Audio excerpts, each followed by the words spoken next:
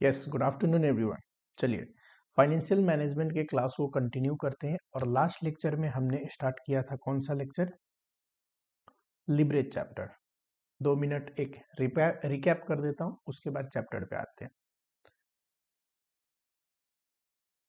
Leverage का मतलब मैंने क्या बताया था आपको, याद करो फटाफट से। तो लिवरेज का मतलब था effect of fix cost on profitability, है ना। एंड यहाँ देखो, लिवरेज का टाइप्स मैंने बोला था कि 3 होंगे। एक ऑपरेटिंग लिवरेज, दूसरा financial leverage and third is combined leverage. Operating leverage में क्या था कि ऑपरेटिंग फिक्स कॉस्ट जो है वो ऑपरेटिंग प्रॉफिट को कैसे इंपैक्ट करता है, ये हम देख रहे थे ऑपरेटिंग लिवरेज में। फाइनेंशियल लिवरेज में क्या था? फाइनेंशियल फिक्स कॉस्ट जो है, जैसे कि इंटरेस्ट, प्रीफरेंस डिविडेंड, ये ईपीएस को कैसे इंपैक्ट करते हैं, फाइनेंशियल लिवरेज में देख रहे थे। कंबाइंड लिवरेज में क्या देख रहे थे कि टोटल फिक्स कॉस्ट, यानी कि operating fix cost plus financial fix cost, total fix cost क्या इंपैक्ट देते हैं एपीएस को, ये हम देख रहे थे कंबाइंड लिवरेज में। कंबाइंड लिवरेज कुछ नहीं है, operating leverage and financial leverage का कंबाइंड इंपैक्ट है। लिवरेज में मैंने पढ़ाया था कि जो ऑपरेटिंग फिक्स कॉस्ट होगा वो बिजनेस रिस्क को अराइज करेगा, और business risk unavoidable in the nature, ठीक है। इसको अवॉइड नहीं कर सकते, वो बिजनेस करोगे तो बिजनेस रिस्क से अराइज होगा, क्योंकि हर एक बिजनेस का अपना एक ऑपरेटिंग फिक्स कॉस्ट तो होता ही होता है। लेकिन फाइनेंशियल फिक्स कॉस्ट जो है ये अराइज करते हैं फाइनेंशियल रिस्क को। फाइनेंशियल रिस्क मतलब inability of a firm to meet its financial obligation, किसी भी फॉर्म की ऐसी अवस्था जहां पे वो फाइनेंशियल फिक्स कॉस्ट जैसे इंटरेस्ट एंड प्रेफरेंस डिविडेंड है उनकी पेमेंट ना कर पाए, ठीक। और फाइनेंशियल रिस्क अराइज होते हैं फाइनेंशियल फिक्स कॉस्ट से। फाइनेंशियल फिक्स कॉस्ट होंगे तभी तो रिस्क होगा। फाइनेंशियल फिक्स कॉस्ट अवॉइड कर सकते हैं, हाँ जी। कैसे? लोन लो ही ना तो इंटरेस्ट की पेमेंट नहीं करनी पड़ेगी, प्रीफरेंस से कैपिटल लो ही ना तो प्रीफरेंस डिविडेंड का ऑब्लिगेशन नहीं होगा। यानी कि इक्विटी कैपिटल अगर लगाया जाए तो फाइनेंशियल रिस्क नहीं रहेगा कंपनी में, ठीक है। चलो, अगर हम क्वेश्चन की देखें तो सॉरी, पहला, दूसरा और तीसरा क्वेश्चन हमने कर लिया था। अच्छा, question number 4, from flowing information related to Easy limited company limited for the year ending 31 March क्या दिया है? इक्विटी शेयर कैपिटल दिया है 50 लाख, 12% बॉन्ड दिया है 37 लाख, सेल्स दे रखा है 84 लाख, फिक्स कॉस्ट दे रखा है 6,96,000, फाइनेंशियल लिवरेज दे रखा है, ठीक है। एक लिवरेज हमें दिया है 1.49, पीवी रेशियो दे रखा है 27.55 and income tax rate tax दे रखा है अपने को 40%। यहाँ पे आप जरा पे एक नोट्स लिखो।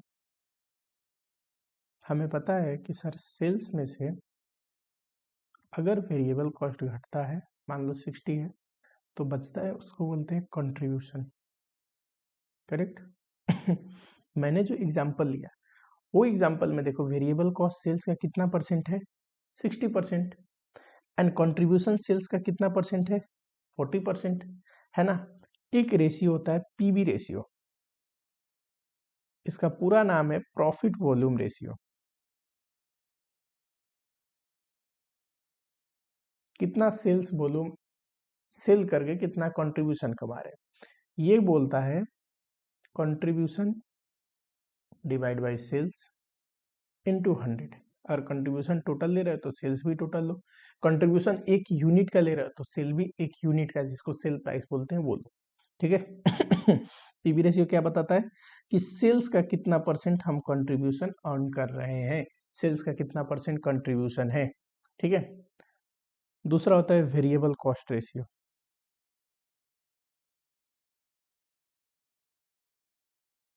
देखो हमारे केस में अगर देखेंगे 40 है डिवाइड बाय 100 × 100 यानी कि 40% है ना। वेरिएबल कॉस्ट रेशियो बोलता है सेल्स का कितना परसेंट वेरिएबल कॉस्ट है, तो ये कैसे निकलेगा, variable cost divide by sales into 100। मैंने बहुत ही बेसिक एग्जांपल लिया था, इसमें अगर डाल के देखोगे तो 60% आएगा, है ना। कहने का मतलब दो ही रहने देते हैं इस क्वेश्चन में जितनी रिक्वायरमेंट है। कहने का मतलब पीबी रेशियो आपको ये बताएगा कि सेल्स का कितना परसेंट कंट्रीब्यूशन है, एंड वेरिएबल कॉस्ट रेशियो ये बताता है कि सेल्स का कितना परसेंट वेरिएबल कॉस्ट है। ठीक है, अगर मान लो एग्जांपल लो, पीबी रेशियो दे रखा है क्वेश्चन में या वेरिएबल कॉस्ट रेशियो दे रखा है 30%, इसका मतलब क्या है, सेल्स का 30% वेरिएबल कॉस्ट है, तो कंट्रीब्यूशन कितना होगा, कंट्रीब्यूशन बोलो या पीबी रेशियो बोलो, ये होगा सेल्स का 70%, है ना। क्योंकि सेल्स में से वेरिएबल कॉस्ट घटने पे कंट्रीब्यूशन आता है। अगर वेरिएबल कॉस्ट 30 है तो बचा हुआ 70% क्या होगा, कंट्रीब्यूशन। ठीक है, तो बहुत सी बेसिक चीजें हैं। चलो पूछा गया है ऑपरेटिंग लिवरेज बताइए, कॉम्बाइंड लिवरेज बताइए, एंड अर्निंग पर शेयर बताइए। Calculate up to 2 decimal point, यानी कि अगर पॉइंट में है तो 2 डेसिमल आपको लेने हैं।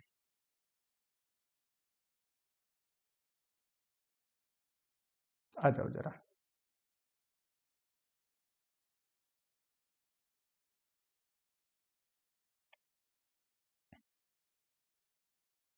क्वेश्चन नंबर 4 है, इंस्टीट्यूट की बुक की क्वेश्चन है।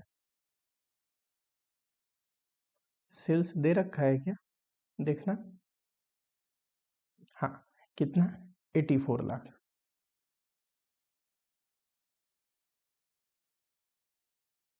सेल्स में से अगर आप वेरिएबल कॉस्ट घटाओगे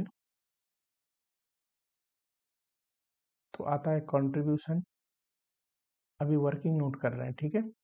कंट्रीब्यूशन में से फिक्स कॉस्ट घटाओगे, कौन सा, ऑपरेटिंग फिक्स कॉस्ट, तो आता है पीबीआईटी। इसमें से इंटरेस्ट घटता है तो आता है पीबीटी, है ना। क्या क्या पूछा है, ईपीएस भी पूछा है क्या, ईपीएस।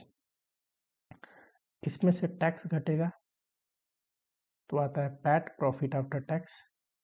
उसमें से प्रीफरेंस डिविडेंड भी घटता है तो आता है अर्निंग अवेलेबल फॉर इक्विटी। उसको डिवाइड करोगे नंबर ऑफ इक्विटी शेयर से तो आएगा ईपीएस। पर अगर प्रीफरेंस डिविडेंड दिया ही नहीं है तो सिर्फ इक्विटी है एंड डेट है, तो डेट को देने के बाद टैक्स भरने के बाद जो भी पैसा बचा ये पैट, ये किसका है, इक्विटी का है। तो पैट तक निकालते हैं। देखो जरा ध्यान से, यहाँ दे रखा है PB ratio, profit volume ratio 27.55%, जो कि ये है, करेक्ट। अब सेल्स का 27.55% कंट्रीब्यूशन है, कंट्रीब्यूशन कितना है सेल्स का,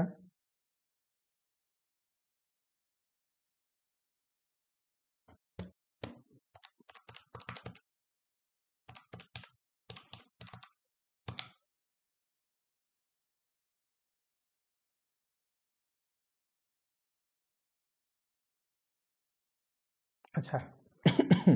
वेरिएबल कॉस्ट कैसे निकलेगा, हमें सेल्स पता है, कंट्रीब्यूशन पता है, सेल्स में से वेरिएबल कॉस्ट घटने के बाद ही कंट्रीब्यूशन आया होगा।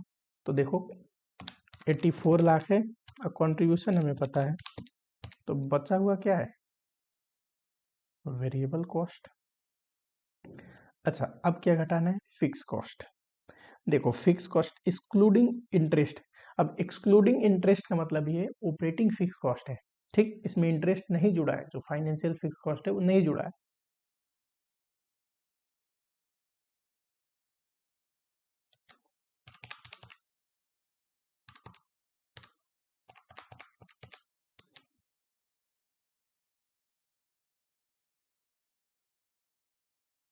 करेक्ट। यहाँ पे जरा ध्यान से देखना क्वेश्चन में, अगर आप इंटरेस्ट निकालते हैं जो कि ऑलरेडी दे रखा है 12% बॉन्ड है, ये क्या 12% इंटरेस्ट का रेट, हमेशा बॉन्ड या डिवेंचर के आगे जो रेट लगी होती है वो उसका इंटरेस्ट रेट होता है 37 लाख। तो इस हिसाब से इंटरेस्ट कितना आना चाहिए? इंस्टीट्यूट में कुछ क्वेश्चन में छोटी सी मिस्टेक है, इतना आना चाहिए, करेक्ट। लेकिन क्वेश्चन में एक फाइनेंशियल लिवरेज भी दे रखा है ना, कितना 1.49, जरा इसको यूज करते हैं। वर्किंग नोट चल रहा है, ठीक है, फाइनेंशियल लिवरेज दे रखा है 1.49। फाइनेंशियल लिवरेज का फॉर्मूला क्या है बताओ? EBIT divide by EBT। हमें EBIT तो पता है, ये रहा,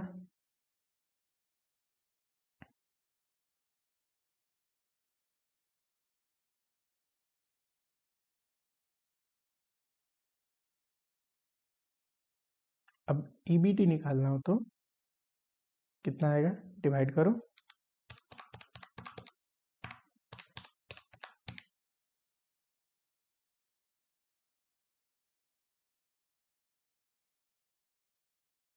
ठीक है। अगर फाइनेंशियल लिवरेज को यूज करते हैं तो EBT आएगा इतना। अगर हम यहाँ पे ये EBT रखते हैं तो बैलेंस जो आएगा वो इंटरेस्ट है ना, क्योंकि हमें ये पता है कि EBIT कितना है, ये पता है कि EBT कितना है, EBIT में से EBT इंटरेस्ट घटने के बाद ही तो EBT आया होगा। तो देखना इनका डिफरेंस क्या है,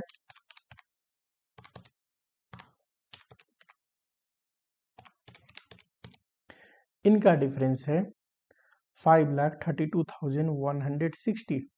लेकिन जो बॉन्ड है उस पे तो इंटरेस्ट आया था सिर्फ 4,44,000, तो फिर ये इंटरेस्ट इतना कैसे?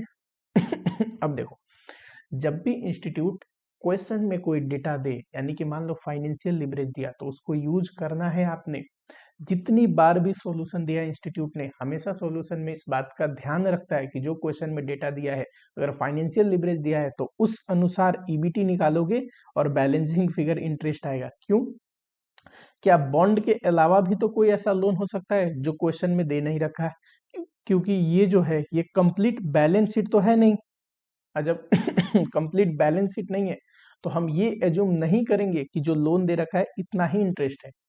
इससे बेहतर क्या है कि फाइनेंशियल लिवरेज दे रखा है, उसको यूज करके EBT निकालिए और बैलेंसिंग फिगर जो आएगा वो इंटरेस्ट होगा, ठीक है। जब कंप्लीट बैलेंस शीट नहीं है तो ये एज्यूम किया जाएगा बैलेंस जो एक्स्ट्रा इंटरेस्ट आ रहा है, हो सकता है कि और भी लोन हो जिसका जिक्र क्वेश्चन में नहीं हो रखे हैं, ठीक है।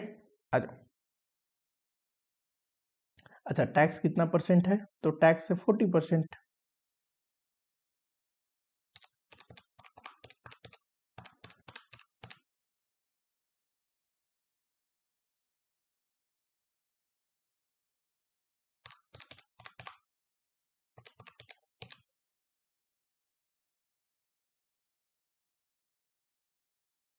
ठीक है, क्या क्या पूछा था यहीं पे कर देता हूं मैं।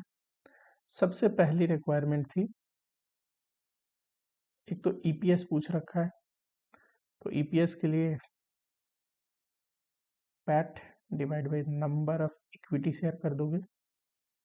अच्छा, प्रीफरेंस डिविडेंड होता तो वो भी घटाते, प्रॉफिट आफ्टर टैक्स से अर्निंग अवेलेबल फॉर इक्विटी निकालते, यहाँ तो है ही नहीं।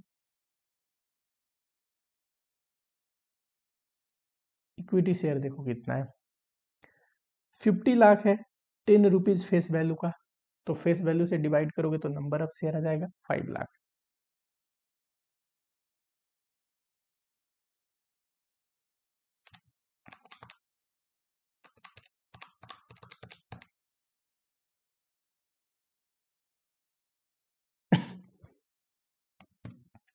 लिवरेज कैलकुलेशन अगर करते हैं तो इसमें आता है एक तो ऑपरेटिंग लिवरेज, इसका फॉर्मूला क्या है, contribution divide by PBIT।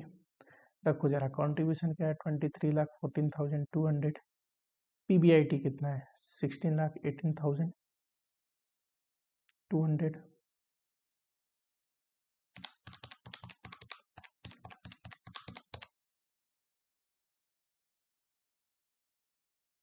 Financial leverage PBIT divide by PBT preference dividend है नहीं,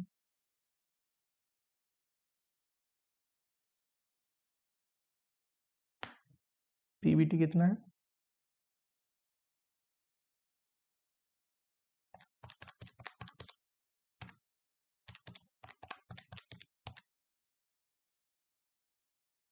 चलो कंबाइंड लिवरेज दो तरीका है, एक तो फॉर्मूला से कंट्रीब्यूशन डिवाइड बाई पीबीटी कर सकते हैं, या दूसरा तरीका क्या है, operating leverage and financial leverage को मल्टीप्लाई कर दो।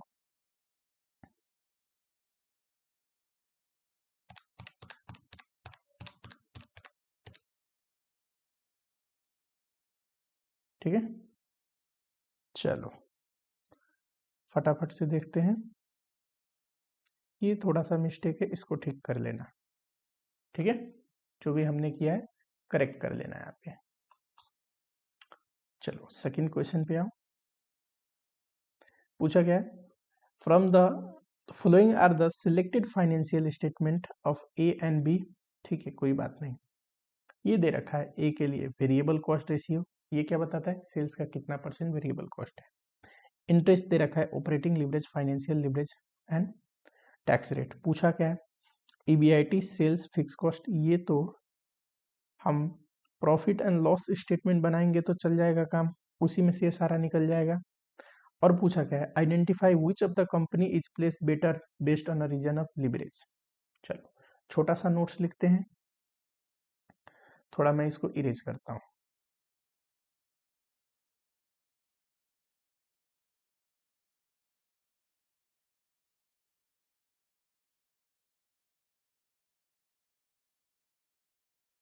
Note number 1,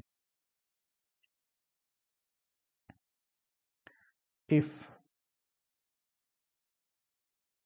operating leverage of a company is high, किसी भी कंपनी का अगर ऑपरेटिंग लिवरेज ज्यादा है तो हम कोशिश करेंगे फाइनेंशियल लिवरेज कम रखने का।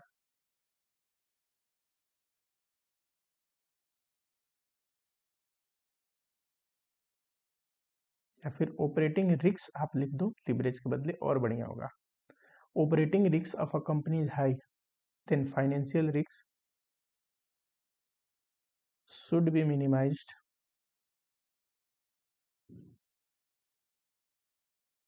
so that overall risk reduces। ध्यान से सुनना,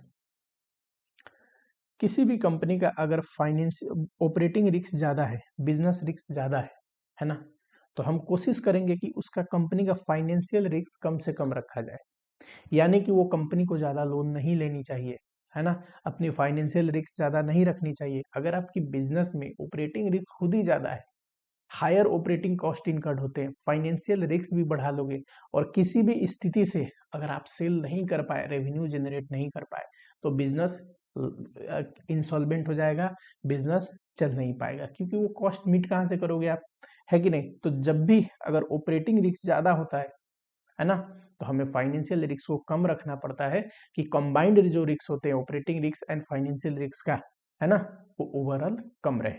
यानी कि किसी कंपनी का ऑपरेटिंग लिवरेज ज़्यादा है तो उस कंपनी को अपना फाइनेंशियल लिवरेज कम रखना चाहिए, क्योंकि कंबाइंड लिवरेज कम आए। ठीक है, कंबाइंड लिवरेज निकलता कैसे है, तो operating leverage into financial leverage, है ना। ऑपरेटिंग लिवरेज को तो हम ज़्यादा चेंज कर ही नहीं सकते, ये तो ऑपरेटिंग फिक्स कॉस्ट की वजह से होता है, और ऑपरेटिंग फिक्स कॉस्ट तो अनअवॉइडेबल है, ये होगा ही होगा। पर फाइनेंशियल लिवरेज को तो चेंज कर सकते हैं, लोन वगैरह नहीं होगा तो फाइनेंशियल लिवरेज कम हो जाएगा, है ना। तो फाइनेंशियल लिवरेज को कम करके कंबाइंड लिवरेज को कम किया जा सकता है। Note number 1। नोट नंबर 2 देखो, फाइनेंशियल लिवरेज जो है ये क्रिएट होता है फाइनेंशियल फिक्स कॉस्ट से, करेक्ट। और ऑपरेटिंग लिवरेज जो है ये क्रिएट होता है ऑपरेटिंग फिक्स कॉस्ट से। अभी तक तो आपको समझ में आ गया होगा। ऑपरेटिंग फिक्स कॉस्ट मतलब बिजनेस चलाने के लिए जो फिक्स कॉस्ट लगते हैं वो, ये अपने हाथ में नहीं है। बिजनेस करेंगे तो ये फिक्स कॉस्ट इनकर्ड करनी पड़ेगी। प्रोडक्शन करोगे तो रेंट भरना ही पड़ेगा, स्पेस लेना ही पड़ेगा, सैलरी पे करनी ही पड़ेगी, मशीनरी लगेंगी तो डिप्रिसिएशन लगेगा ही। इसमें आप क्या चेंज कर सकते हो? कुछ भी नहीं, है ना। लेकिन फाइनेंशियल फिक्स कॉस्ट को आप चेंज कर सकते हैं, ये बार बार मैं रिपीट कर रहा हूँ। देखो क्वेश्चन जब भी ऑपरेटिंग लिवरेज या फाइनेंशियल लिवरेज क्वेश्चन में दे रखा हो तो operating leverage operating fix cost से रिलेटेड है, तो ऑपरेटिंग फिक्स कॉस्ट से ब्रेक होगा क्वेश्चन, ठीक है। देखो, और जब भी क्वेश्चन में फाइनेंशियल लिवरेज के इंफॉर्मेशन दे रखा हो तो फाइनेंशियल लिवरेज को यूज करके क्वेश्चन ब्रेक होगा। हमारे क्वेश्चन में ध्यान से देखोगे तो यहाँ पे इंटरेस्ट दे रखा है, लिवरेज तो दोनों दे रखा है, पर किसका डेटा दे रखा है? इंटरेस्ट का। इंटरेस्ट किससे रिलेटेड है? ऑपरेटिंग लिवरेज से कि फाइनेंशियल लिवरेज से? तो इंटरेस्ट फाइनेंशियल लिवरेज से रिलेटेड है। इंटरेस्ट से फाइनेंशियल लिवरेज क्रिएट होती है, तो फाइनेंशियल लिवरेज का जब फॉर्मूला ब्रेक करोगे ना तो ऑटोमेटिकली क्वेश्चन बन जाएगा।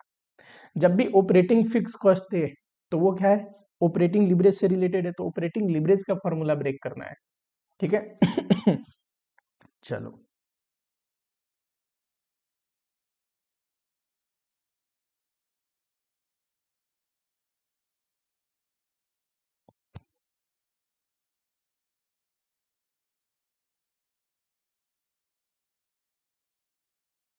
ये रहा इंटरेस्ट दे रखा है ना, तो फाइनेंशियल लिवरेज से क्वेश्चन को स्टार्ट करते हैं।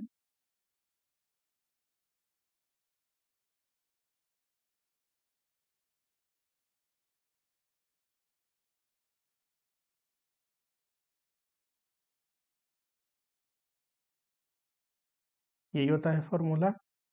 और financial leverage is equal to PBIT divide by PBT को क्या मैं पीबीआईटी माइनस इंटरेस्ट लिख सकता हूँ? बोलो फटाफट से। पीबीआईटी में से इंटरेस्ट घटने पे क्या आता है? पीबीटी ही तो आती है। अब देखो, फॉर ए फाइनेंशियल लिवरेज कितना है? ए का 30,000 और इंटरेस्ट कितना है? 20,000। फाइनेंशियल लिवरेज कितना था? 3। हमें पीबीआईटी नहीं पता, लेकिन हमें इंटरेस्ट दे रखा है। कितना दे रखा है इंटरेस्ट? 20,000। क्रॉस मल्टीप्लाई करो।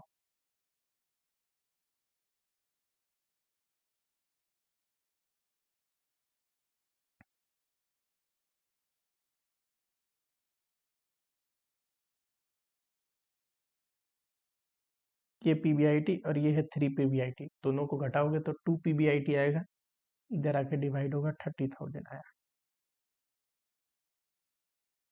फॉर बी इसका फाइनेंशियल लिवरेज कितना है? 2 है और इंटरेस्ट है 1 लाख।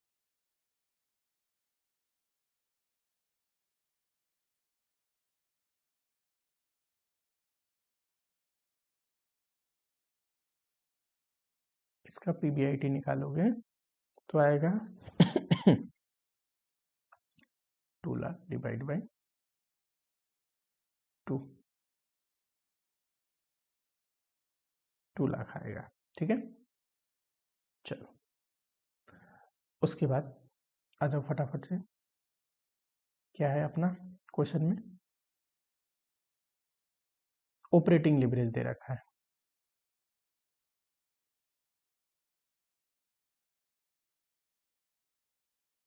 करो फटाफट से लिखो।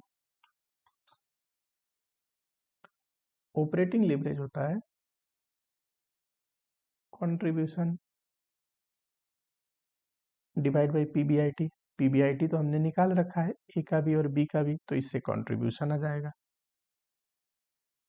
फॉर ए कितना है ऑपरेटिंग लिवरेज? ए के लिए 5।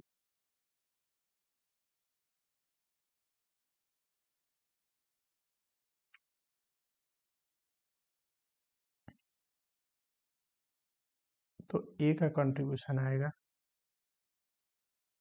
1.5 लाख। सिमिलरली बी के लिए करोगे तो कितना है इसका? 2 है। कंट्रीब्यूशन डिवाइड बाई पीबीआईटी, ये कितना आया 2 लाख।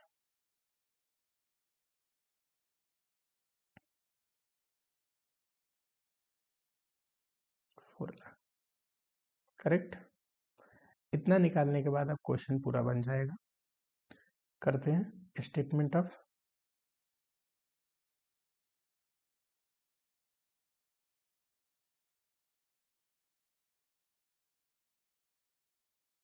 दो कंपनियां है ना, एक ए दूसरा बी। सेल्स, इसमें से वेरिएबल कॉस्ट घटता है तो क्या आता है कंट्रीब्यूशन, इसमें से फिक्स कॉस्ट घटता है तो क्या आता है पीबीआईटी, इसमें से इंटरेस्ट घटेगा आएगा पीबीटी। टैक्स रेट दे रखा है क्या, हाँ, इसमें से टैक्स घटेगा तो आएगा पैट। बताओ कंट्रीब्यूशन अभी अभी हमने निकाला है, ए के लिए 1,50,000, बी के लिए 4 लाख। पीबीआईटी देखो, ए का 30,000, बी का 2 लाख।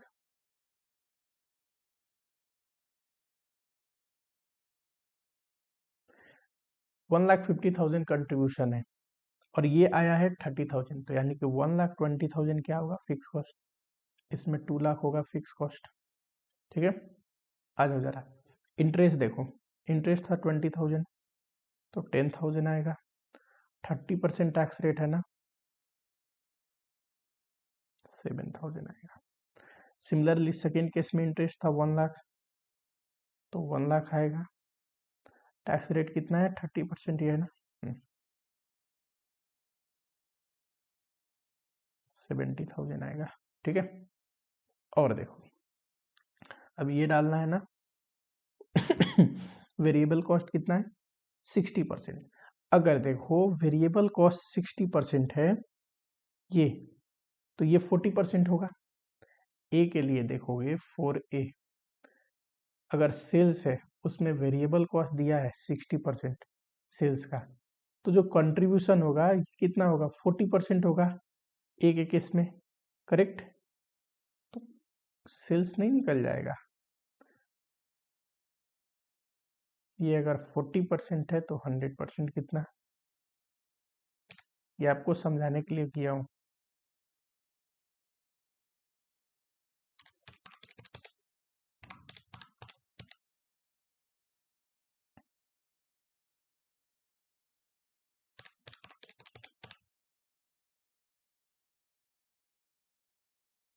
इसके लिए देखो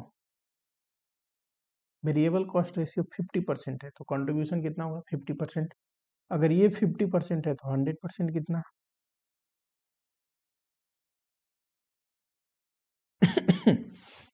क्या क्या पूछा था, ईबीआईटी निकल चुका है, सेल्स निकल चुका है, फिक्स कॉस्ट निकल चुका है। जरा देखना, पूछ रहा है कौन सा बेटर पोजीशन पे है।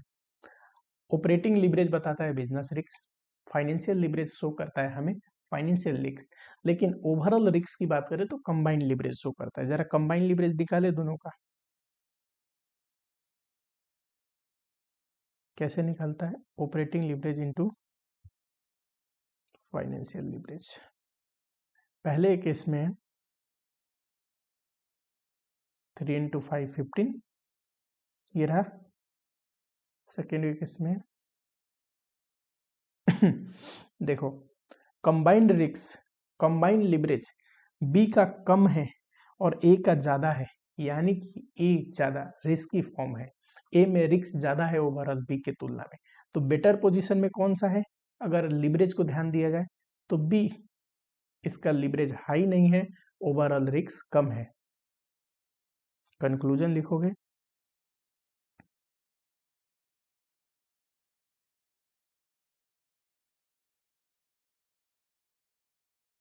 since combined leverage of B is lower than A,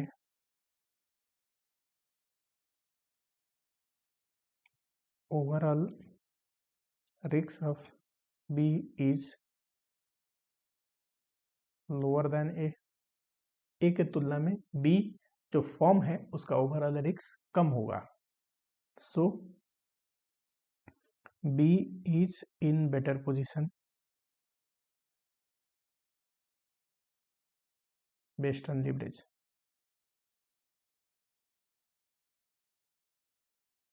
ठीक है, फटाफट से करो। ठीक है, चलो इरेज कर दूं मैं इसको।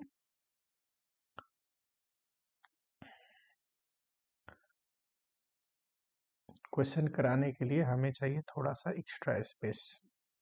नोट्स आप लोगों ने लिख ही लिया होगा, डोंट वरी, कंसेप्ट की बुक डल जाएगी। कंसेप्ट की बुक में सारे कंसेप्ट लिखे होंगे, लेकिन जितने बार जैसे तरीके से मैं एक्सप्लेन करता हूँ, बुक तो बुक है, इंसान तो है नहीं, वो ऐसे एक्सप्लेन नहीं करेगा। तो आपके मेरी बातों को ज़्यादा ध्यान देना है, ज़्यादा अच्छे से सुनना है। क्वेश्चन करते टाइम जो जो लिखता हूँ उसको बार बार लिखना है। ठीक है, चलो आगे बढ़ते हैं। ये रहा the sales of TM excellence limited at the rate ₹20। ये क्या है? 20 selling price of 20 per unit of output is this much. कह रहा है सेल्स जो है 20 लाख है और पर यूनिट जो सेलिंग प्राइस है वो 20 रुपया है। कंट्रीब्यूशन 10 लाख, तो कंट्रीब्यूशन कितना है? 10 lakh. At present degree of leverage of a company is this much. ये क्या है? Degree of operating leverage. Operating leverage दे रखा है 2.5। DOL मतलब degree of operating leverage. Company does not have any preference share. कह दिया कंपनी के पास कोई प्रीफरेंस शेयर नहीं है। ठीक है कोई बात नहीं। Number of equity share are 1 lakh. 1 lakh equity share है। एप्लीकेबल टैक्स रेट कितना है? 50%। And rate of interest on debt capital, यानी कि इसको KDT आफ्टर, नहीं, इसको KD कॉस्ट ऑफ डेट मान लो या इंटरेस्ट लिख लो, चलो 16% है। What is EPS at a sales revenue of 20 lakh? पूछ रहा है हमको, जरा EPS निकाल के बताइए। एन क्या चीज पूछा है? Amount of date. डेट भी निकाल के बताइए कितना लोन है और कितना कंपनी की EPS है। If 20% decline in sale will wipe out EPS, ये इंपॉर्टेंट है। कह रहा है सेल्स अगर 25% से गिरा, 25% डिक्लाइन इन सेल्स अगर 25% से गिरता है तो EPS पूरा ही वाइप आउट हो जाएगा यानी कि EPS 0 हो जाएगा। ठीक है, सेल्स और EPS का परसेंटेज चेंज का रिलेशन मैंने पढ़ाया था कहीं पे, याद करो। कंबाइंड लिवरेज, कंबाइंड लिवरेज का डिग्री में, डिग्री ऑफ कंबाइंड लिवरेज का एक फॉर्मूला मैंने क्या पढ़ा था? Percentage change in EPS divide by percentage change in sale. तो यही कह रहा है कि सेल्स में अगर 25% चेंज आता है तो EPS पूरा 0 हो जाएगा, यानी कि 100% चेंज आएगा EPS में, है ना। चलो थोड़ा सा समझाता हूँ, पहले यहाँ पे आ जाओ नोट्स पे।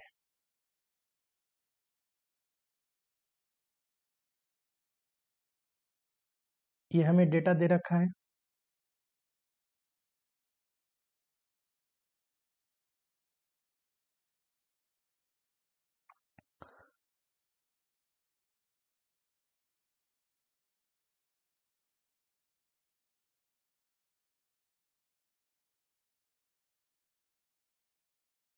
डिग्री ऑफ कंबाइंड लिवरेज में हमने पढ़ा था percentage change in EPS divide by percentage change in sales. देखो अगर सेल्स 25% से गिरता है तो EPS 0 हो जाएगा। इसका मतलब क्या है? मान लो EPS 10 था, कोई भी एग्जांपल ले लो, सेल्स अगर है तो EPS 10 था, सेल्स 25% गिराते हैं तो EPS 10 से 0 हो जाएगा। 10 से 0 होने के लिए इसको कितना परसेंट गिरना पड़ेगा? 100% गिरना पड़ेगा। कितना भी EPS हो उसको 0 होने के लिए जहां पे वो खड़ा है ना 100% गिरना पड़ेगा, तब जाके वो 0 होगा। तो इसके कहने का मतलब है कि 100% ईपीएस में चेंज आता है अगर 25% सेल्स में चेंज आता है। ठीक है, तो 100 डिवाइड बाई 25 करोगे 4 आ गया। ये क्या है? ये है कंबाइंड लीवरेज। चलो वर्किंग नोट, हमें तो ईपीएस पूछा है ना। हाँ जी, एक दे रखा है क्वेश्चन में operating leverage is equal to, operating leverage is equal to contribution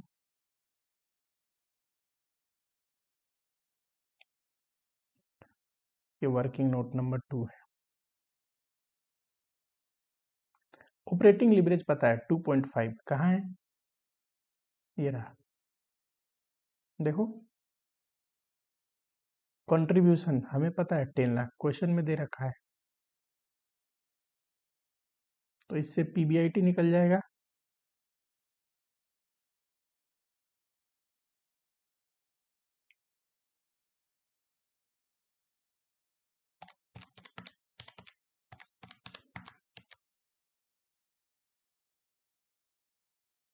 अच्छा, combined leverage, working note number 3, ध्यान से सुनना। कंबाइंड लीवरेज का फॉर्मूला होता है कंट्रीब्यूशन डिवाइड बाई क्या चीज? पीबीटी। हमें पता है कंबाइंड लीवरेज 4 आया है, करेक्ट। ये रहा कंट्रीब्यूशन 10 लाख,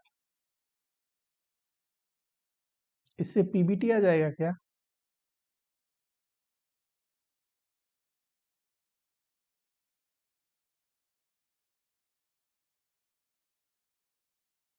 ठीक है, चलो अब आते हैं पहले रिक्वायरमेंट पे। दो चीज पूछा है ना, यहीं पे मैंने लिख रखा है, एक तो ईपीएस और दूसरा डेट।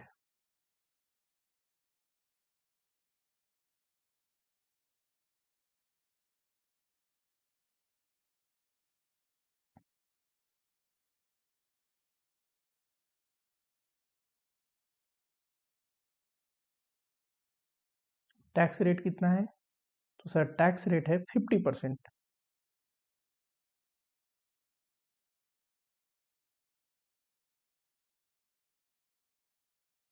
ईपीएस कैसे निकलेगा? नंबर ऑफ शेयर कितना था?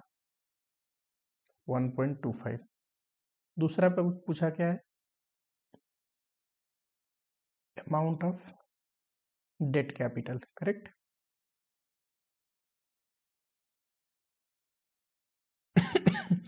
सेकंड पूछा है अमाउंट ऑफ डेट कैपिटल। हमें पता है पीबीआईटी कितना है? 4 लाख। अच्छा, इसमें से इंटरेस्ट घटता है तो पीबीटी आता है। पीबीटी कितना है? 2,50,000। तो इंटरेस्ट कितना होगा जरा कोई बताएगा? 1,50,000, है ना।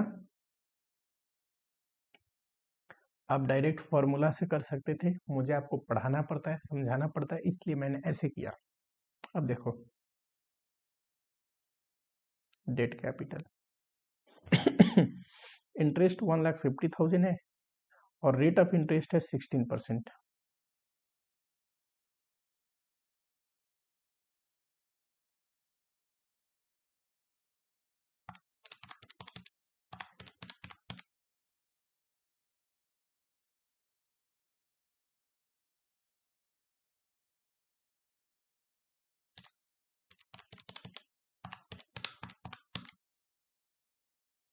तो ये आ रहा है,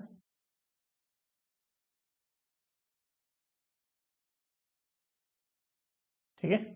चलो आगे बढ़े,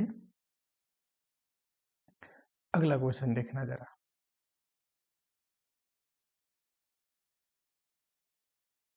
कहता है Betatronics has the following balance sheet and income statement. Balance sheet दे रखा है कंपनी का, करेक्ट, जहां पे इतना 19 लाख है, कितना नेट एसेट टोटल, एंड साथ ही में टोटल लायबिलिटी भी उतना होगा, बैलेंस शीट है तो। सेल्स दे रखा है, ऑपरेटिंग एक्सपेंस दे रखा है। क्या ये वेरिएबल है? तो वेरिएबल नहीं है, क्यों? क्योंकि यहाँ पे दिया है इंक्लूडिंग 60,000 डेप्रिसिएशन, तो डेप्रिसिएशन तो फिक्स होता है, तो यानी कि ये टोटल कॉस्ट है। ठीक है। अब यहाँ पे ध्यान से देखना, अगर क्वेश्चन ने नहीं बोला होता तब भी हम क्या करते, 120 में से फिक्स कॉस्ट क्या मानते, 60,000 है। लेकिन ऑलरेडी क्वेश्चन कुछ कह रहा है, क्या कह रहा है कि determine operating leverage, financial leverage, combined leverage at current level of sale. ठीक है, if operating expense other than depreciation are variable, कह रहा है डेप्रिसिएशन को छोड़ के और वेरिएबल है, यानी कि डेप्रिसिएशन फिक्स है। अगर ये इंफॉर्मेशन ना भी देता तो हम यही करते। ठीक है, चलो पहला तो ये। सेकेंड क्वेश्चन सेकेंड क्वेश्चन में कहता है if total asset remain same. चलो पहले 1 नंबर रिक्वायरमेंट करते हैं, फिर दूसरे क्वेश्चन पे आता हूँ। हाँ जी, ये कौन सा क्वेश्चन है?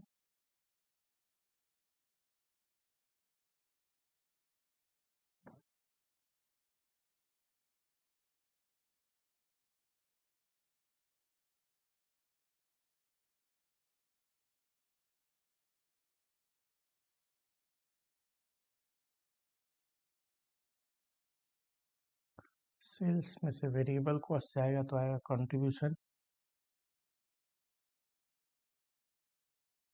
फिक्स कॉस्ट घटा दोगे तो आएगा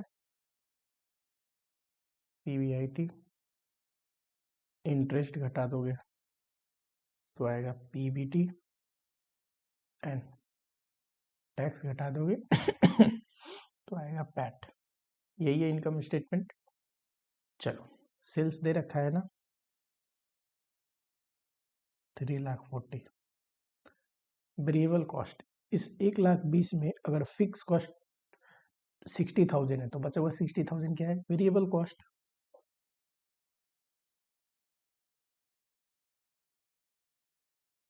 थ्री 40 में से 60,000 वेरिएबल गया तो 280, उसमें 60,000 फिक्स किया 220। चलो एन इंटरेस्ट कितना है 60,000,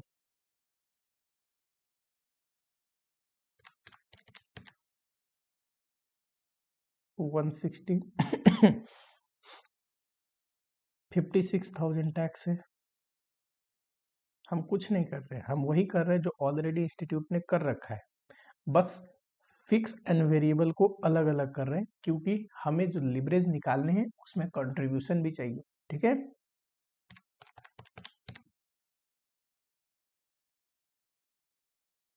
पूछा क्या है फर्स्ट रिक्वायरमेंट में पूछा है लिवरेज निकालो।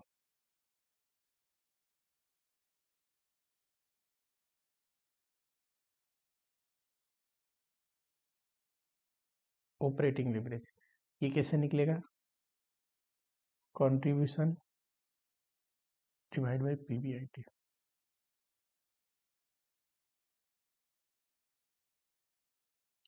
ये रहा कंट्रीब्यूशन, पीबीआईटी कितना है 220। फाइनेंशियल लिवरेज ये होता है पीबीआईटी डिवाइड बाय पीबीटी। अच्छा, प्रेफरेंस डिविडेंड है नहीं, फॉर्मूला भूलना मत, इसका टोटल फॉर्मूला लिखाया था divide by PBT minus preference dividend before tax. और प्रेफरेंस डिविडेंड को बिफोर टैक्स किसी भी चीज को करना हो तो डिवाइड करेंगे 1 माइनस टी से चलो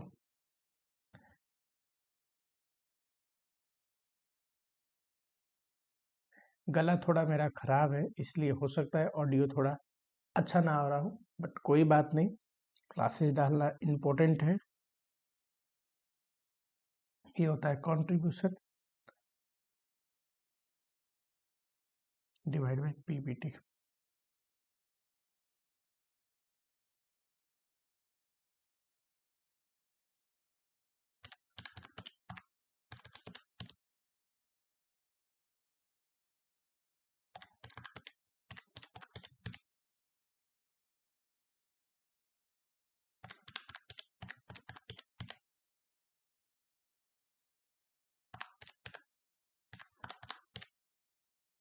ठीक है सेकेंड रिक्वायरमेंट जरा देखना ध्यान से।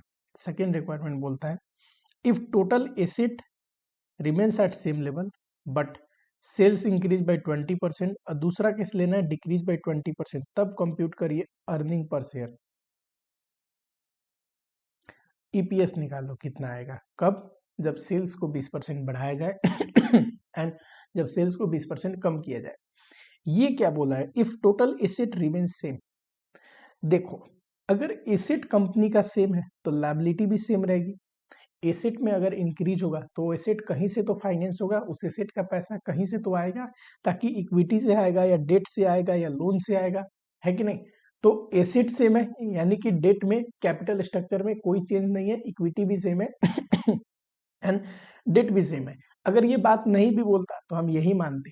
होता क्या है, रेवेन्यू दो तरीके से इंक्रीज होता है, एक सेमी एग्जिस्टिंग कैपेसिटी पे आप ज्यादा रेवेन्यू जनरेट कर रहे हैं, और दूसरा आपने कैपेसिटी ही बढ़ा दी, है ना। तो ये कह रहा है कि एसेट सेम लेवल पे है, यानी कि बैलेंस शीट में कोई चेंजेस नहीं है, आप सेमी बैलेंस शीट को लेके चलिए, ठीक है। आ जाओ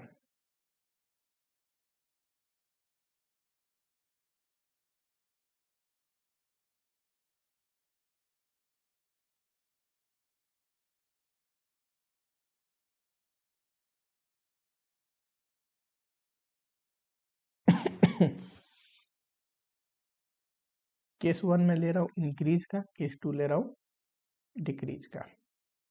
चलो, कंट्रीब्यूशन सेल्स से करने की जरूरत नहीं, क्यों, क्योंकि ऑलरेडी हमें कंट्रीब्यूशन पता है ना, ये रहा 280। एंड एक चीज याद रखना, कल ही मैंने ये बात बताई थी कि सेल्स जितने परसेंट से इंक्रीज या डिक्रीज होता है ना, कंट्रीब्यूशन भी उतने ही परसेंट से इंक्रीज एंड डिक्रीज होता है, क्योंकि सेल्स में से वेरिएबल कॉस्ट घटते हैं तो कंट्रीब्यूशन आता है। सेल्स अगर बढ़ा है तो वेरिएबल कॉस्ट भी सेमी परसेंटेज से बढ़ा होगा, तो कंट्रीब्यूशन भी सेमी परसेंटेज से बढ़ेगा, ठीक है। तो पहला केस है 20% इंक्रीज, तो 280 में 20% बढ़ा दो, 336 आया। सेकेंड केस है 20% डिक्रीज, 280 में 20% घटा दो,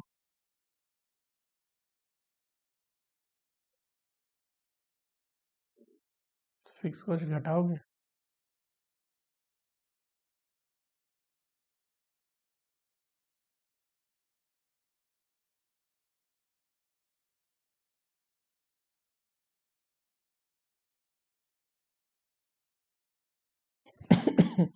टैक्स घटाओगे तो आएगा पैट, करेक्ट। फिक्स कॉस्ट कितना है, देखो फिक्स कॉस्ट तो सेम ही रहेगा ना, चाहे आपकी सेल्स बढ़े या गिरे, है ना। फिक्स कॉस्ट क्या होते हैं, सेम। तो 60,000 है, 60,000 है। इंटरेस्ट का खर्चा देखो, लोन वगैरह में कोई चेंजेस नहीं है, तो इंटरेस्ट एक्सपेंडिचर भी सेम रहेगा।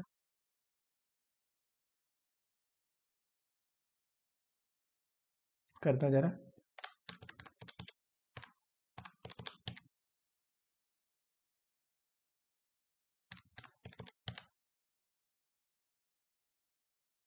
सिमिलरली यहाँ पे करो,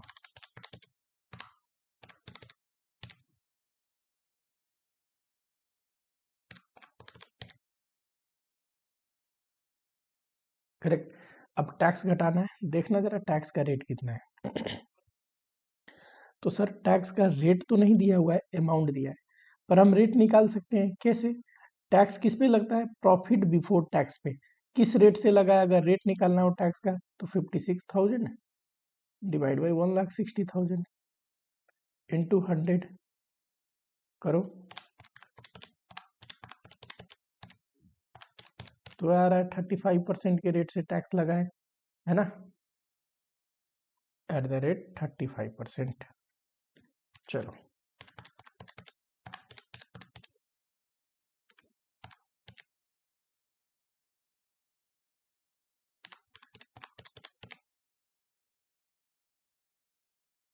ये तो आया पैट। चलिए, नंबर ऑफ शेयर कितना है, 8 लाख शेयर कैपिटल है, 10 रुपए के रेट से है, तो 80,000 आएगा। ईपीएस निकालोगे जब,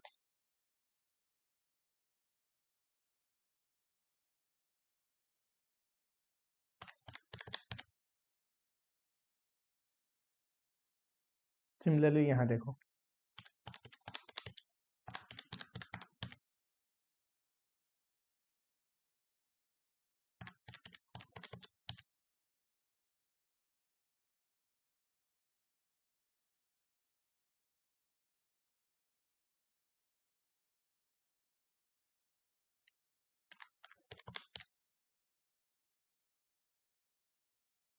ठीक है, फटाफट से करो।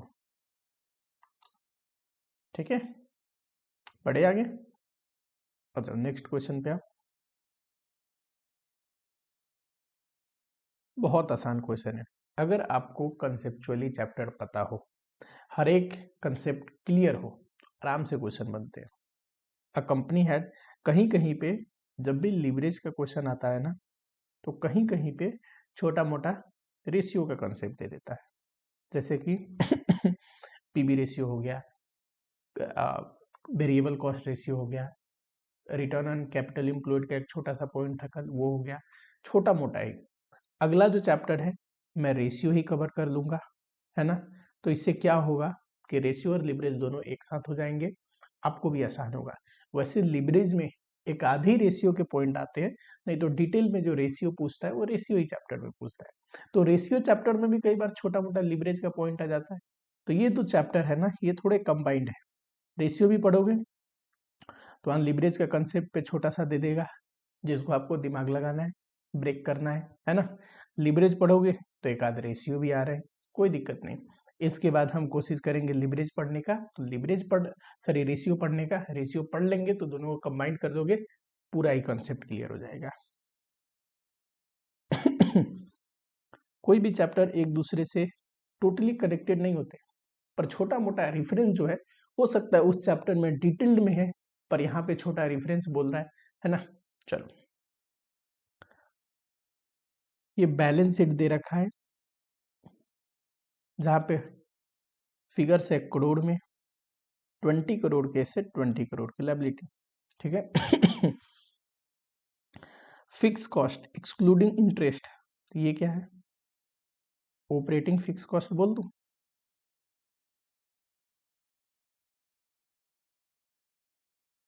वेरिएबल कॉस्ट रेशियो, ये क्या है, कितना है वेरिएबल कॉस्ट सेल्स का।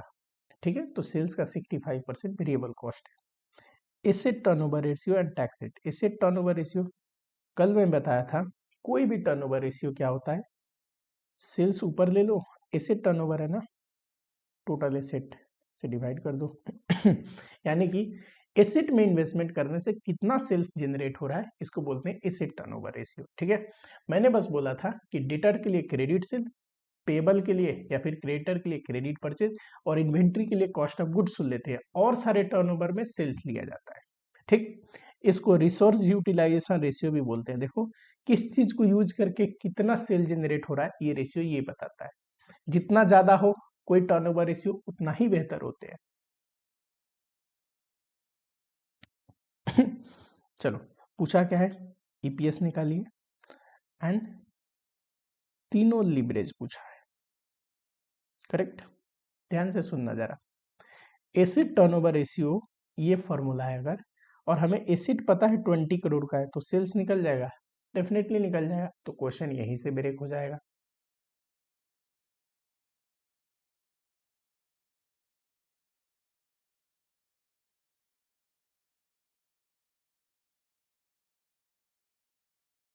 Working note, acid turnover ratio, इसका फॉर्मूला क्या है,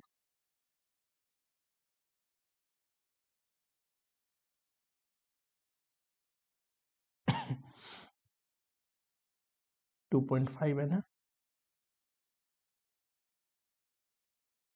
और ये कितना है 20 करोड़, तो सेल्स कितना आ जाएगा 50 crore.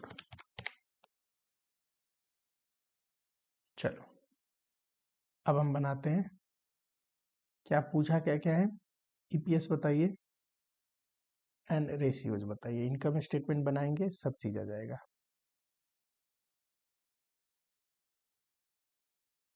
Income statement, sales, variable cost घटेगा, कंट्रीब्यूशन आएगा, इसमें से फिक्स कॉस्ट घटेगा, पीबीआईटी आएगा, इसमें से इंटरेस्ट घटेगा, पीबीटी आएगा, इसमें से टैक्स घटेगा, प्रॉफिट आफ्टर टैक्स आएगा। क्या कोई प्रेफरेंस शेयर कैपिटल है, देखो इक्विटी दे रखा है, रिजर्व दे रखा है, डेट नहीं। तो यहीं तक बन पाएगा। ईपीएस निकालोगे, ये कैसे आएगा? PAT divide by number of equity share. ये हमें पता है 50 करोड़ आ रखा है, अभी मैंने निकाला, करेक्ट। वेरिएबल कॉस्ट कितना है? तो वेरिएबल कॉस्ट है 65%। करो जरा,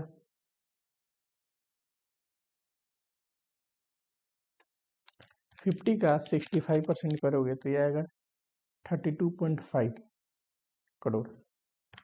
तो कंट्रीब्यूशन आया 17.5 करोड़, करेक्ट।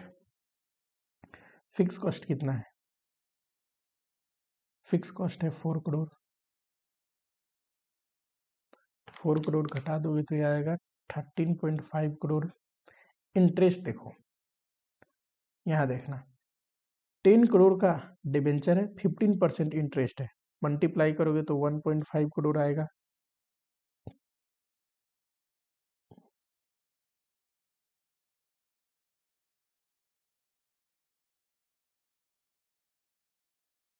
टैक्स, टैक्स का रेट दे रखा है 30%।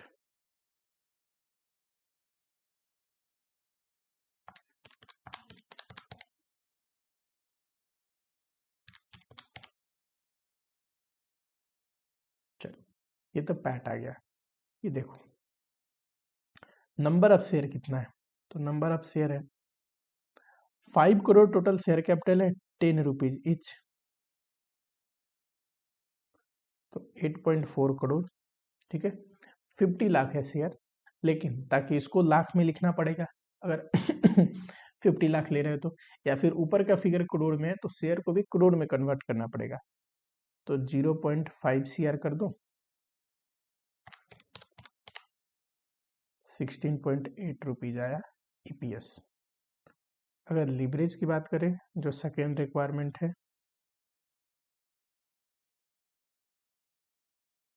Operating financial combined, second requirement है ऑपरेटिंग लीवरेज।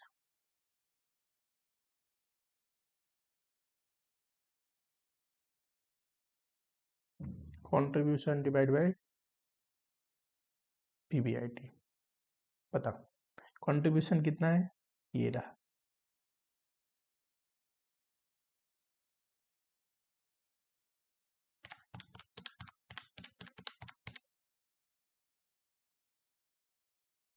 वन पॉइंट 30 कर दो, 2 फिगर में राउंड ऑफ करके 3 फिगर भी ले सकते हैं।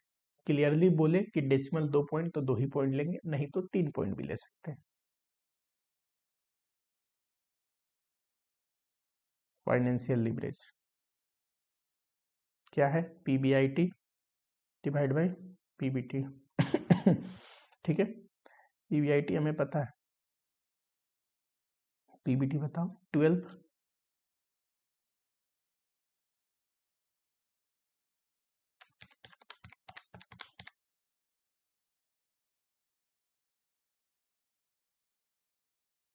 कॉम्बाइंड लीवरेज दोनों को मल्टीप्लाई करके भी आ जाएगा, या फिर फॉर्मूला से भी आ जाएगा। फॉर्मूला से करोगे तो कंट्रीब्यूशन डिवाइड बाय पीबीटी।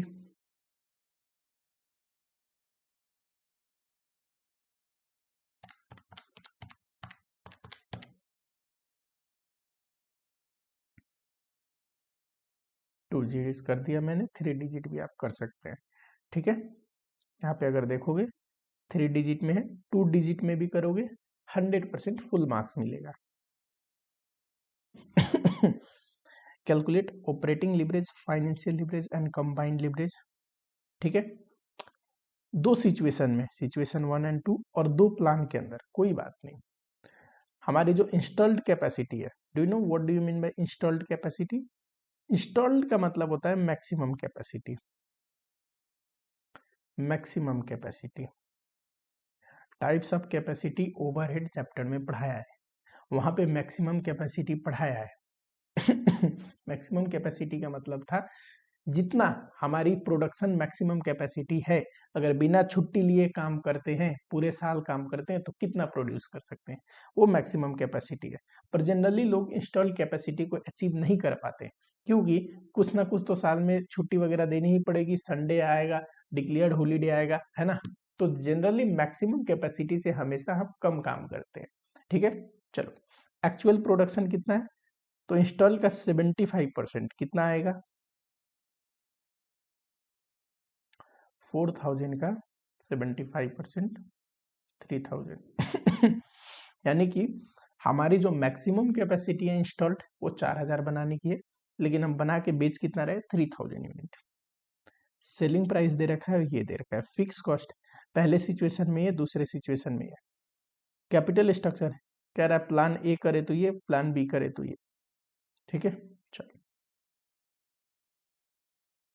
कौन सा क्वेश्चन है, 4 नंबर।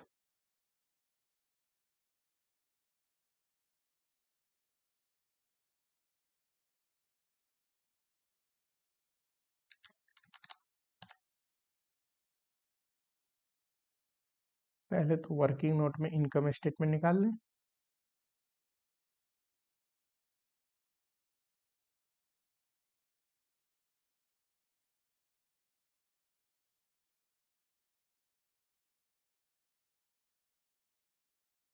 इसके अंदर भी plan A, plan B, plan A, plan B. Sales देखो 3000 यूनिट है, इनटू सेलिंग प्राइस कितना है 30। तो अगर आप 3000 यूनिट को 30 से इंटू करोगे 90,000 आएगा। तो सेल्स तो सारे ही केस में सेम है, बस फिक्स कॉस्ट और इंटरेस्ट अलग आएगा। लेस करते हैं वेरिएबल कॉस्ट, जो कि कितना है 15 पर यूनिट। तो 15 पर यूनिट करोगे तो 45,000 आएगा। तो कंट्रीब्यूशन आया 45,000।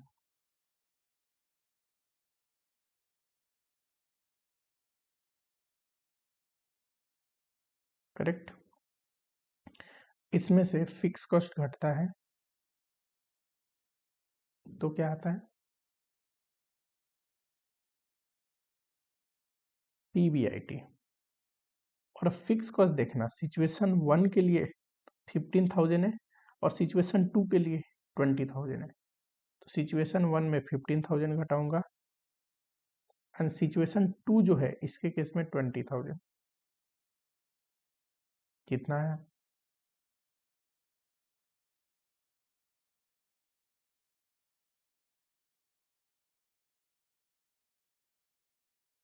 इंटरेस्ट। इंटरेस्ट देखो, इंटरेस्ट कहता है अगर हम प्लान ए फॉलो करते हैं तो डेट लेना पड़ेगा 10,000 20% रेट से। अब 10,000 का 20% होता है 2,000, करेक्ट। और प्लान बी फॉलो करते हैं तो 5,000 20% के रेट से, तो इस पे इंटरेस्ट आएगा 1,000। यानी कि अगर प्लान ए लेते हैं तो इंटरेस्ट आएगा 2,000, बी लेते हैं तो 1,000।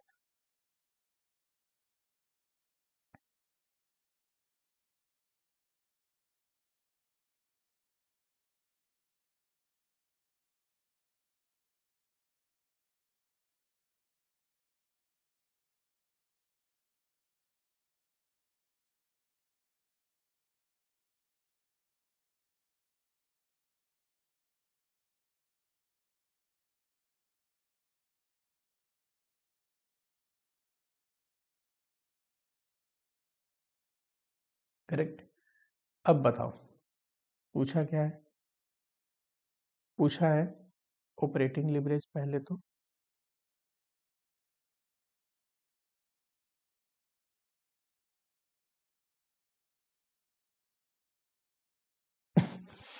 ऑपरेटिंग लिवरेज का फॉर्मूला क्या होता है, कंट्रीब्यूशन डिवाइड बाई, बोलो पीबीआईटी।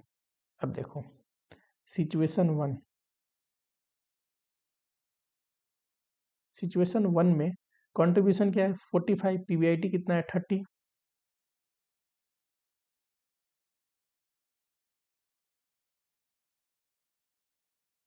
चाहे ए का हो या बी का हो, दोनों का सेम ही है, तो ए और बी दोनों के लिए सेम ही आएगा ऑपरेटिंग लिवरेज। चाहे ए प्लान लो या बी प्लान लो, सिचुएशन 1 के अंदर ऑपरेटिंग लिवरेज ये आएगा। ठीक। Situation 2, contribution divide by PBIT. Contribution कितना है 45, पीबीआईटी कितना है 20। चाहे प्लान ए हो या बी हो, दोनों के केस में सेम है।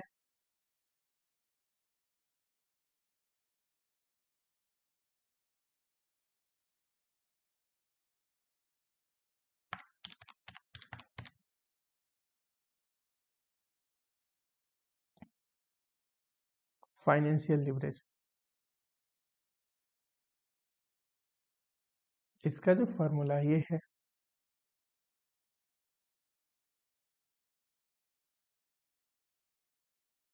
ठीक है।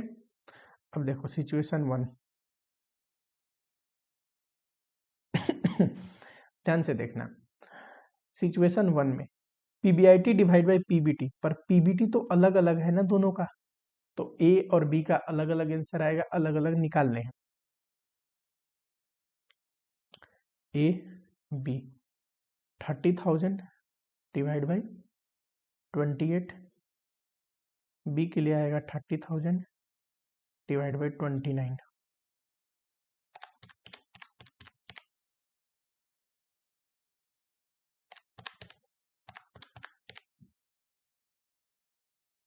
ठीक है, 2 डिजिट भी ले सकते हैं, 3 डिजिट भी ले सकते हैं।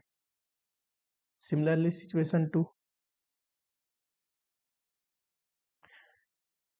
पीबीआईटी डिवाइड बाई पीबीटी करते हैं, और पीबीटी तो दोनों सिचुएशन 2 में ए और बी दोनों के लिए अलग है, तो अलग अलग निकालनी पड़ेगी।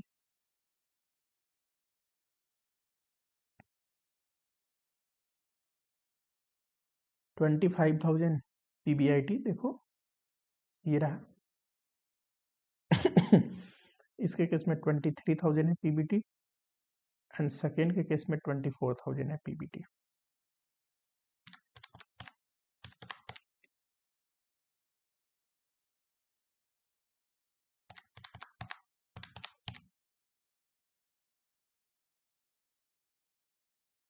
सिमिलरली आओ थर्ड नंबर में, ये क्या है, कंबाइंड लिवरेज।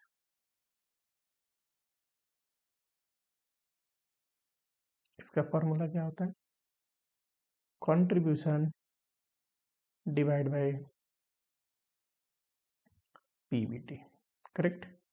सिचुएशन 1, प्रॉब्लम क्या है कि पीबीटी तो ए और बी दोनों के लिए अलग है प्लान के लिए। देखो सिचुएशन 1 में कंट्रीब्यूशन सेम है 45 ए और बी के लिए, पर पीबीटी अलग है, तो इसलिए अलग करना पड़ेगा।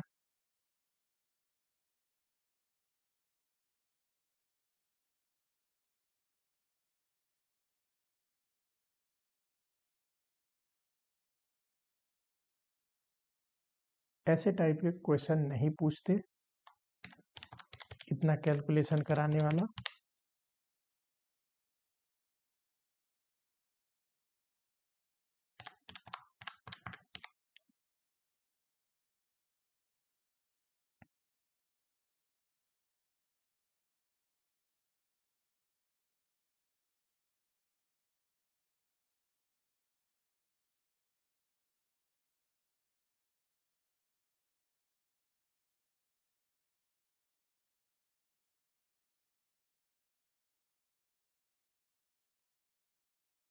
ठीक है, फटाफट से, कुछ रॉकेट साइंस नहीं कर रहा हूँ, जो निकल चुका है उसी को वैल्यू पुट कर रहा हूँ।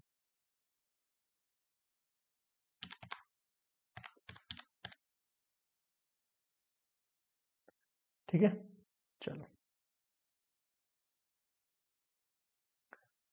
अगला क्वेश्चन देखते हैं। 5 नंबर क्या कहता है, from the flowing information extracted from book of account of IMAX limited, calculate percentage change in EPS if sales increase by 10%। याद करिए कौन सी डिग्री ऑफ लिवरेज में परसेंटेज चेंज इन ईपीएस और सेल्स का रिलेशन पढ़ाया था, तो डिग्री ऑफ कंबाइंड लिवरेज में हमने पढ़ा था परसेंटेज चेंज इन ईपीएस। बस आपको याद होना चाहिए, क्वेश्चन तो आसानी आता है, divide by percentage change in sales. Sales में कितना परसेंट चेंज होने पे ईपीएस कितना परसेंट से चेंज हो रहा है, ये कंबाइंड लिवरेज एक्सप्लेन करता है। सेल्स के बाद और ईपीएस के सेल्स के और ईपीएस के बीच में दोनों ही फिक्स कॉस्ट आ जाते हैं, ऑपरेटिंग भी एंड फाइनेंशियल भी। इसलिए कंबाइंड फिक्स कॉस्ट में तो कंबाइंड लिवरेज में तो दोनों फिक्स कॉस्ट कवर होते हैं, इसीलिए ईपीएस और सेल्स का जो परसेंटेज चेंज का रिलेशन है ये कौन शो करता है, कंबाइंड लिवरेज। ठीक है। फिक्स कॉस्ट दे रखा है ऑपरेटिंग ये, ईबीआईटी ये, ईबीटी ये। चलो मैं इसको इरेज करता हूं अगर आप लोग का हो गया हो तो।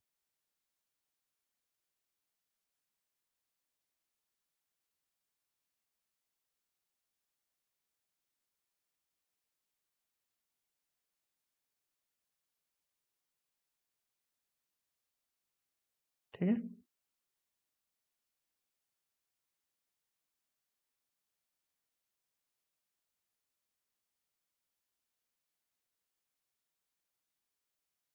आते हैं कौन सा क्वेश्चन है, क्वेश्चन नंबर है 5। क्या पूछा है, ईपीएस में कितना परसेंट चेंज आएगा अगर सेल्स 10% इंक्रीज होता है। सेल्स 10% से इंक्रीज होगा तो ईपीएस भी इंक्रीज होगा, ये तो हमें पता ही है। कितना परसेंट इंक्रीज होगा, तो इसके लिए कंबाइंड लिवरेज पता होना चाहिए। कंबाइंड लिवरेज इससे निकल जाएगा क्या, देखते हैं।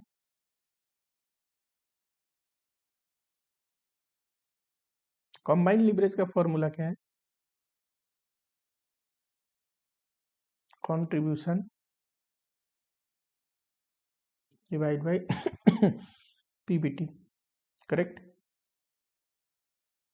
ये फॉर्मूला कंबाइंड लिवरेज का। पीबीटी दे रखा है, देखो ध्यान से, पीबीटी दे रखा है 14 लाख। कंट्रीब्यूशन ध्यान से देखना, कंट्रीब्यूशन कैसे निकलता है, हमें पता है कि सर कंट्रीब्यूशन में से फिक्स कॉस्ट घटता है तो ईबीआईटी आता है। हमें ईबीआईटी दे रखा है 31,50,000, फिक्स कॉस्ट भी दे रखा है 1,57,500। तो क्या कंट्रीब्यूशन नहीं निकल जाएगा, दोनों को जोड़ देंगे तो निकल जाएगा, है ना। Where contribution is equal to EBIT plus fix cost. कितना है ईबीआईटी हमारे केस में,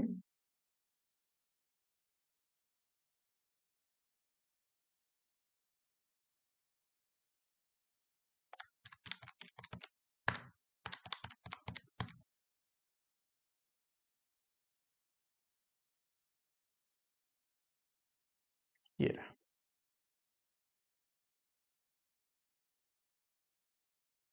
बताओ कंबाइंड लिवरेज कितना आएगा, ये आया 2.3625। 4 डिजिट ले रहा हूं क्योंकि कंबाइंड लिवरेज को यूज करके 3 डिजिट भी ले सकते हो। कंबाइंड लिवरेज को यूज करके हमें क्या निकालना है, परसेंटेज चेंज। क्या देखो, we know that degree of combined leverage is equal to percentage change in EPS divide by percentage change in sales. हमें कंबाइंड लिवरेज पता है कितना, ये रहा 2.3625 is equal to percentage change in EPS, ये तो हमें निकालना है कितना परसेंट चेंज होगा, लेकिन परसेंटेज चेंज इन सेल दे रखा है 10%, और परसेंटेज चेंज इन ईपीएस जब ये इंटू करोगे 2.3625 इंटू 10 तो ये कितना आएगा 23.63%। ठीक है, यानी कि 10% सेल में अगर इंक्रीज होता है तो अर्निंग पर शेयर 23.63% इंक्रीज होगा। चलो अगला क्वेश्चन देखो, प्रोडक्शन लेवल दे रखा है, कंट्रीब्यूशन भी दे रखा है, ऑपरेटिंग लिवरेज दे रखा है एंड कंबाइंड लिवरेज दे रखा है, टैक्स रेट दे रखा है। पूछा क्या है, अर्निंग आफ्टर टैक्स, इसको पैट भी बोलते हैं या अर्निंग आफ्टर टैक्स ईएटी भी बोल सकते हो, कोई बात नहीं। आ जाओ यहाँ पे,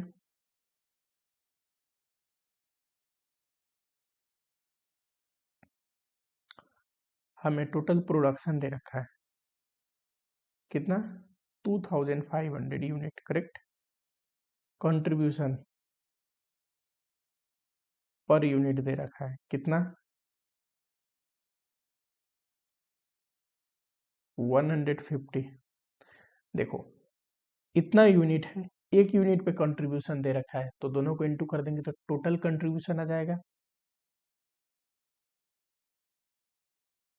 total contribution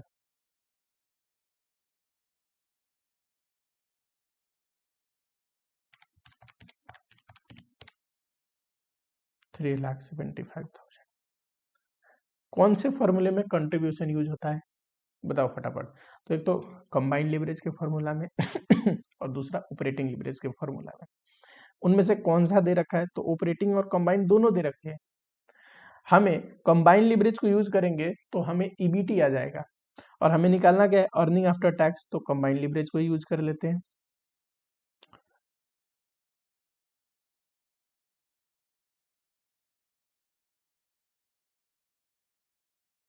combined leverage is equal to, combined leverage का फॉर्मूला क्या है, contribution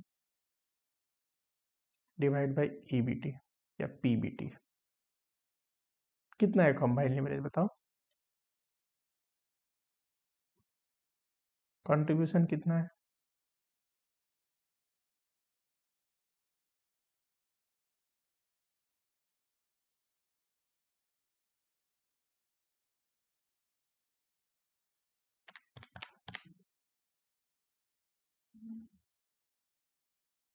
correct.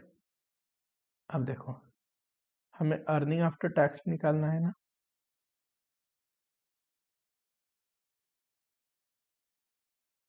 Profit before tax दे रखा है, इसमें से टैक्स घटा दोगे तो ये आ जाएगा अर्निंग आफ्टर टैक्स। अच्छा टैक्स कितना है, 30%, एट द रेट 30%।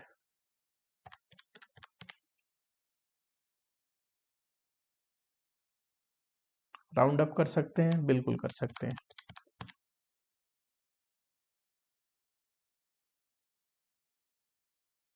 अगर ऊपर राउंड अप करोगे तो 930 से बनाएगा, अगर टोटल निकालने के बाद राउंड ऑफ करोगे तो ये राउंड ऑफ करोगे तो 938 आएगा। आंसर क्या होना चाहिए, दोनों में से कुछ भी करो या राउंड ऑफ ना भी करो, फुल मार्क्स मिलना है।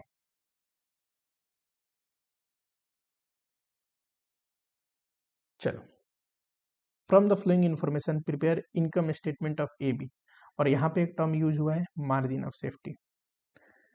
नोट्स पे आ जाते हैं। कल जो मैंने आपको पढ़ाया था वहाँ टॉपिक क्या क्या लिखाया था, ध्यान से पढ़ो। क्या पढ़ेंगे, हमने लिखा था मीनिंग पढ़ेंगे, types of leverage, business risk, यहाँ तक तो पढ़ चुके हैं। मैंने लिखा था कुछ जरूरत पड़ेगी तो रेशियो भी पढ़ेंगे, ये भी जहां जरूरत पड़ रही उतना मैं पढ़ा रहा हूँ। ये दो अभी तक मैंने टच नहीं किया है, ध्यान से होगा आपको। एक तो effect of financial leverage on return on equity, और दूसरा relationship of operating leverage with break even point and क्या, मार्जिन ऑफ सेफ्टी। इस टॉपिक को कवर करने जा रहे हैं, क्योंकि ये टॉपिक से रिलेटेड क्वेश्चन है। Margin of safety word use हुआ है तो ये टॉपिक यहाँ पे मैं पढ़ा देता हूँ, ठीक है। आ जाओ फटाफट से, क्या लिखोगे नोट्स में। अगला टॉपिक जो है relationship of operating leverage with break even point and margin of safety. याद रखना, break even point and margin of safety एक जगह और पढ़ेंगे कुछ दिन बाद। कहाँ पे, ये बहुत ही डिटेल में कौन से चैप्टर से रिलेटेड है, तो ये रिलेटेड है कॉस्टिंग में, एक चैप्टर है मार्जिनल कॉस्टिंग। 12th या 13th चैप्टर है, एग्जैक्टली नंबरिंग मुझे याद नहीं, 12th या 13th चैप्टर में ये चीज पढ़ेंगे। पर मार्जिनल कॉस्टिंग में डिटेल में ये जो है ना margin of safety, break even sale, वहां पे भी आएगा। अभी मैं यहाँ पे समझा रहा हूँ, पढ़ा रहा हूँ, ठीक है। ये चीज जब वहां पे आएगा तो याद दिलाऊंगा कि आपको पढ़ा रखा था। चलो, सेल्स जो है ना, टोटल हम सेल्स में से वेरिएबल कॉस्ट घटाते हैं तो कंट्रीब्यूशन आता है, और उसमें से फिक्स कॉस्ट घटाते हैं तो क्या आता है, प्रॉफिट। करेक्ट है ना? ठीक है, आ जाओ जरा। अब देखो, जब हम सेल्स करते हैं ना तो एक ऐसा लेवल आता है जिसको बोलते हैं ब्रेक इवन पॉइंट, जहां पे ना हमारा no profit no loss situation में आ जाते हैं। No profit no loss, no loss. ये तभी होगा ना जब ये जीरो हो जाएगा, नो प्रॉफिट नो लॉस। ये तभी होगा ना जब जितना कंट्रीब्यूशन होगा उतना ही फिक्स कॉस्ट होगा, है ना। एक समय आता है जब हम इतना जरूर सेल करते हैं कि अगर हम अपनी इनकम स्टेटमेंट बनाएं तो प्रॉफिट जीरो आएगा, ना लॉस आएगा ना प्रॉफिट आएगा, no profit no loss situation में। उस लेवल को बोलते हैं ब्रेक इवन। बोलते हैं हम तो ब्रेक इवन पे काम कर रहे हैं, यानी कि कमा कुछ नहीं रहे, नुकसान भी कुछ नहीं है, उतना ही बेच पा रहे हैं बना के जितने में हम नो प्रॉफिट नो लॉस में है। ये तब आएगा जब कंट्रीब्यूशन और फिक्स कॉस्ट सेम हो, तभी तो घटाने के बाद जीरो हो जाएगा प्रॉफिट, है ना। तो ये कब आता है, जब contribution is equal to fix cost. अच्छा, इससे एक्स्ट्रा वाला जो सेल होते हैं ना, इसमें हम कमाते हैं। क्यों? इतना बेच के तो मैं no profit no loss situation पे आ गया, यानी कि उतना जरूर बेचा जितने में वेरिएबल कॉस्ट घट गया, सारा फिक्स कॉस्ट घट गया और मैं प्रॉफिट कमाया। अब इससे आगे सेल करूंगा तो उस सेल्स में से वेरिएबल कॉस्ट तो घटाऊंगा, लेकिन फिक्स कॉस्ट नहीं घटाऊंगा। क्यों? ऑलरेडी ब्रेक इवन पॉइंट तक तो बेचने के बाद पूरा फिक्स कॉस्ट मैंने रिकवर कर लिया, और फिक्स कॉस्ट तो फिक्स ही होते हैं, जितना लगने थे उतना लग चुके। उससे ज्यादा जितना सेल करोगे उस सेल का कंट्रीब्यूशन क्या होगा, टोटल का टोटल प्रॉफिट होगा। ठीक है, तो उससे एक्स्ट्रा जो सेल होता है ना उसको बोलते हैं मार्जिन ऑफ सेफ्टी। ये क्या है? तो ये ऐसा सेल है जिसका कंट्रीब्यूशन प्रॉफिट बनता है। टोटल सेल्स के दो हिस्से, एक ब्रेक इवन, एक margin of safety. Break even sale वो है जहां पे हम no profit no loss situation में है, उसकी कंट्रीब्यूशन फिक्स कॉस्ट के बराबर होता है। तो ऑब्वियसली मार्जिन ऑफ सेफ्टी का कंट्रीब्यूशन प्रॉफिट होगा, तभी तो टोटल दोनों का contribution fix cost plus profit, total contribution company का आता है। ठीक है, समझ में आया क्या? अब देखो, ब्रेक इवन पॉइंट का जो फॉर्मूला है, यहीं से ध्यान से देखना, इसी से निकल जाएगा। कैसे निकला है ये कंट्रीब्यूशन, कैसे निकला है?